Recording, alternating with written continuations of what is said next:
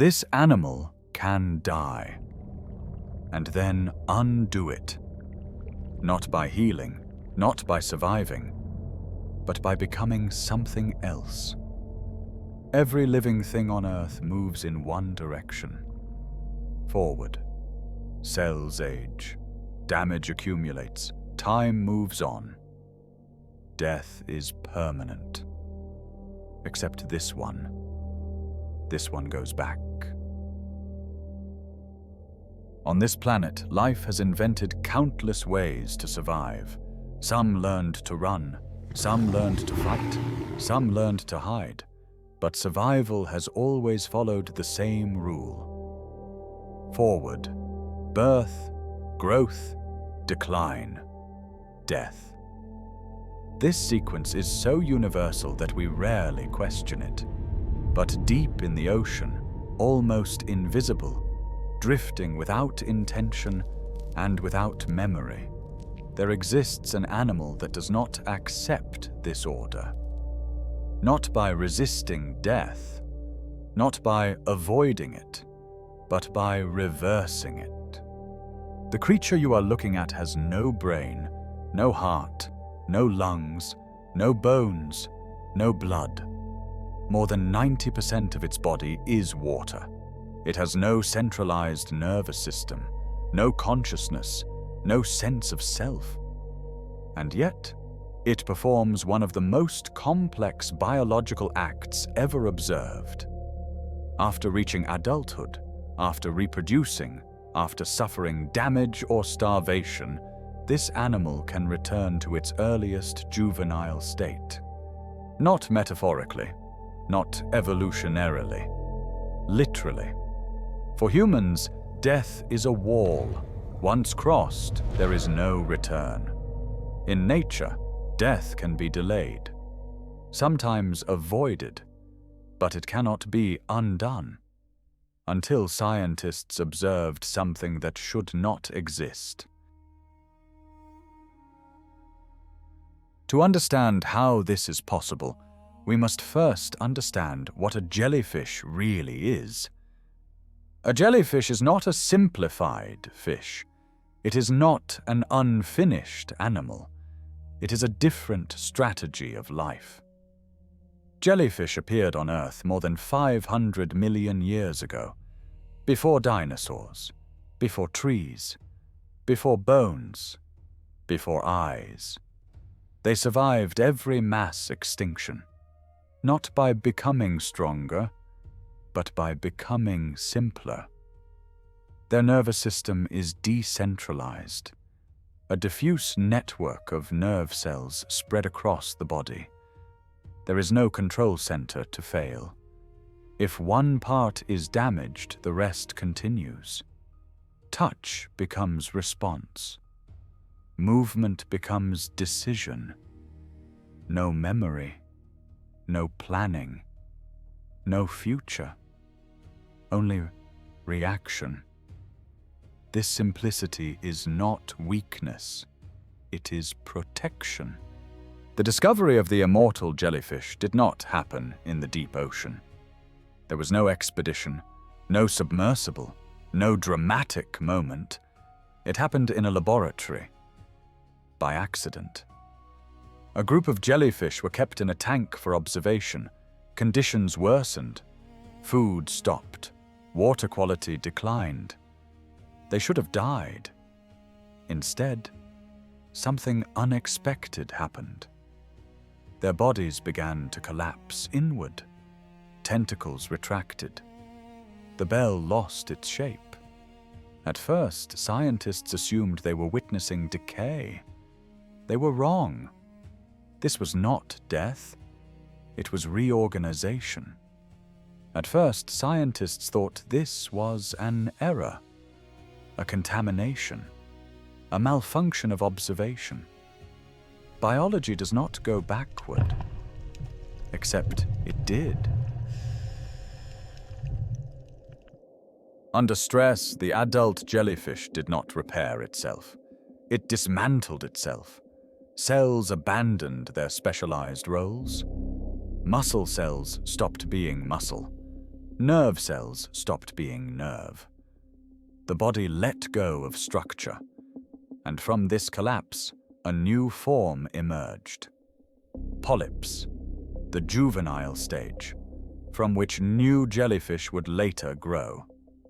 Genetically identical, biologically young, the same life, restarted. In most animals, cells are committed. Once a cell chooses a role, it keeps it for life. Commitment allows complexity, but commitment has a cost. A committed cell cannot go back. The immortal jellyfish breaks this rule. Its adult cells can abandon their identity. This process is called transdifferentiation. In humans, loss of cellular identity is catastrophic. It leads to cancer, uncontrolled growth, biological chaos. Yet in this jellyfish, forgetting is controlled. Precise, temporary. The body dissolves only to rebuild. Immortal does not mean invulnerable.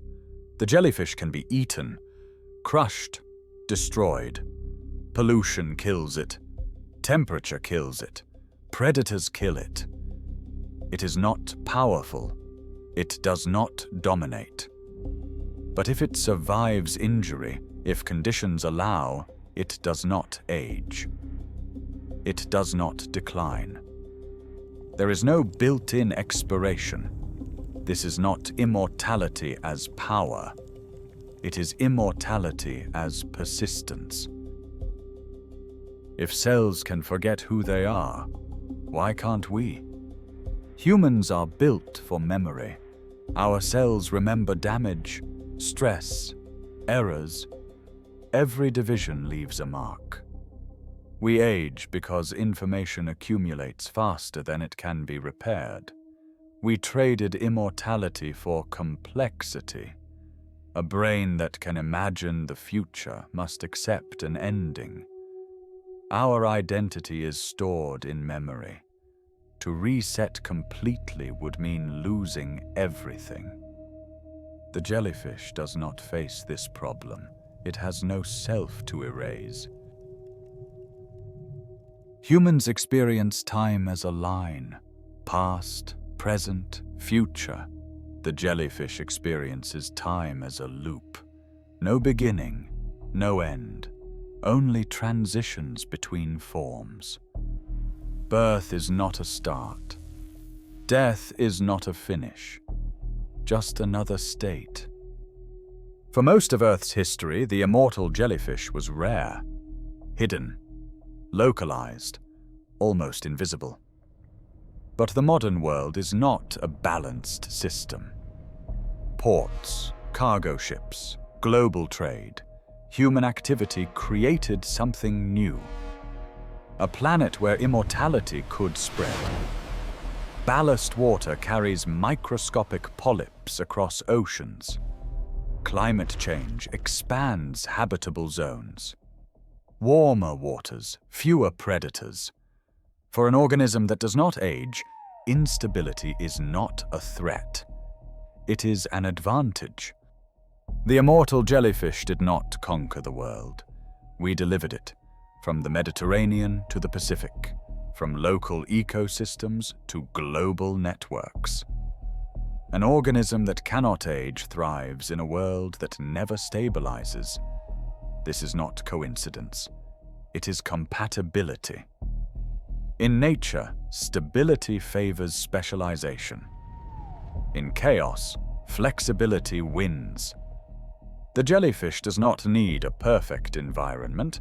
It only needs time, and time is the one thing it never runs out of. Immortality has consequences. When death retreats, numbers increase. Jellyfish blooms expand, millions of bodies moving as one.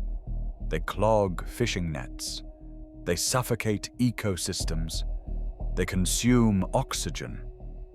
Fish populations collapse. Not because jellyfish are aggressive, but because they are successful. Nature never designed immortality for crowded worlds. Balance depends on endings. Without them, systems overload. From an evolutionary perspective, this should not work. Complex organisms rely on specialization. Specialization requires commitment. A cell that can become anything is dangerous. In humans, that danger is cancer. Our bodies fear cells that forget. Yet the jellyfish embraces forgetting and survives because simplicity is protection.